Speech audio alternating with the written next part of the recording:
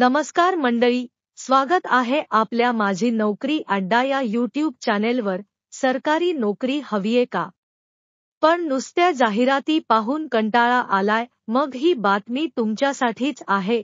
जिल्हा सेतू समिती नांदेड येथे ग्रंथपाल पदासाठी भरती जाहीर झाली आहे. पदसंख्या फक्त 1, पगार 10,000 प्रति महिना. नोकरी ठिकाण स्पर्धा परीक्षा अभ्यासिका नांदेड. पात्रता बी.लिब किंवा एम.लिब आवश्यक. 3 वर्षांचा अनुभव असलेल्या उमेदवारांना प्राधान्य.